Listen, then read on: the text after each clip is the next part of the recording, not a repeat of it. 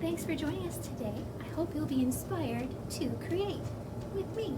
We're going to be working on some positive, negative shapes, cutting out a bunny, and creating something for your spring table. Have fun!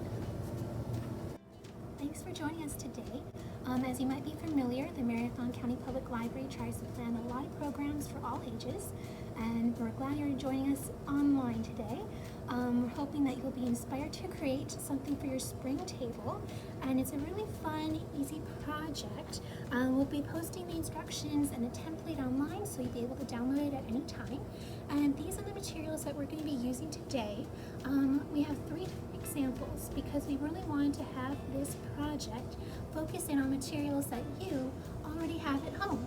So this option is using scrap pieces of yarn. This option is using scrap pieces of scrapbook paper and ribbon. So just arranging them and laying them out and taping them on. And then this last example is of some materials I hope everyone has. It's of a crayon.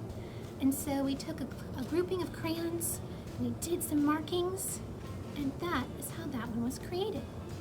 So if you don't have the specific materials that we're using here today, that's okay. You can modify it with any other material that you might have around home. And if you still don't feel like you have the right materials to use, it's also okay. Just wait a couple of weeks. This link will be active for quite a long time. All right, let's start off with creating our yarn piece. So first of all, you're going to want to download the template from the website. And then you're going to want to cut out the bunny from the template. And that will give you your template to trace onto your finished piece. So we're going to do that. Put this here. Put our finished product there. So I'm going to take the rabbit and we're going to place it kind of in the center of your paper. Then you want to take a pencil. And by keeping the template on the page, you can simply just trace around it. And this is a really fun technique that you can use, and it doesn't even have to be a rabbit shape. If you are more interested in frogs or butterflies or little chicks, you can do that too. Whatever shape you would like to use. We'll just finish tracing it. All right, so that's our traced piece. And then you're going to want to take some scissors and we'll start to cut it out. So what I like to do when I'm trying to cut out a negative piece is I kind of fold it over, but just gently so that you don't actually crease. And then I go in the center and I make one cut. So then I lay it out again so I've kind of flattened it so there's no creasing. And then you just insert your scissors and really make any shape as your first cut, because then that allows you to have more free reign with your scissors when you actually go to cut out the actual design.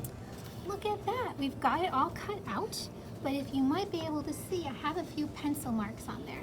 But instead of taking some time to erase it, I'm just going to flip it over, and there's no pencil erases on this side. So let's put our scraps in an area over here. And then we'll take a sheet of paper, and this will be the paper that you'll be creating all of your color on, all of your materials. So you want to lay that flat. And sometimes it can shift around, so to prevent that, you want to take some scotch tape and tape at the top and tape at the bottom. That'll keep it in place. Then you want to take your bunny and put that at the top. Line up the paper so that your edges, your corners meet. And then also to control that from moving around, you'll tape the top too. So we'll just take that. And scotch tape should come off pretty easily, but just a gentle tap is good. Alright, so now you have to decide how you want your pattern to look. So we're going to fold this over like a hinge. And, oh, actually, it's easier too if you lightly trace out your shape, because then you can see it as you lift up the top. So I'm just going to lightly trace out most of my shape. so that I can tell where the shape starts on that foundation piece.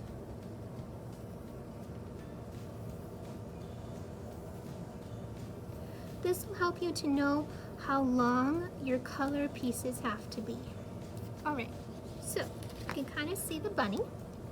And now we'll start to make our pattern. So I'm going to start by taking my white, and I'm going to lay out 3 pieces because that'll help. We're going to lay one towards the bottom, one towards the middle, and one towards the top. This will help you make your pattern. Okay. Then I'm going to take pink, and you can use any colors that you want at home. I chose some spring colors that we had down in our supplies, and these were all scraps too. I didn't have to cut that much. But if you want to do your school colors or a sports color or even your favorite colors, go for it. Okay, so can you tell how I'm starting to make a pattern? And it's really easy if you start off with those 3. Okay, I'm going to do yellow next. And this one's thinner, but I think that'll add some good variation.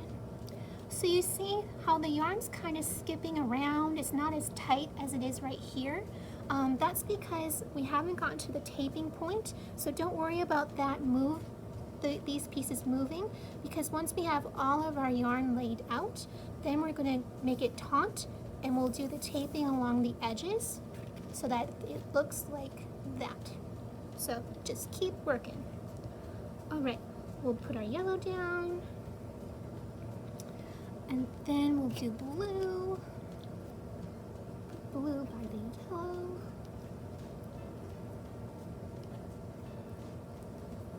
Okay, and then I'll do the maroon. I'll put that. Do I want it by the blue? Do I want it by the blue? I like it by the pink. I shall do it by the pink. Okay. So now you see I've laid down all my color choices once. So then you can go back to your starting color and lay it down again. Okay, so you can see that I still have some white gaps in between, and that's okay because I wanted to make kind of an abbreviated tutorial on how to make this project, so you can add more yarn, as much yarn as you would like. But right now I'm going to start to show you how to make it taut and to tape up the sides. So you want to have your scotch tape handy, and then the trick is to put your hand in the center and then string this side out. Well, actually, we should have some tape out first. That's easy too. There. All right. We're gonna put our hand there. Just string it out here.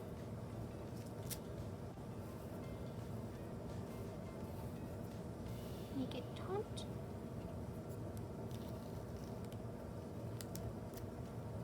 You can always move around your taped pieces too as soon as you have one side taped.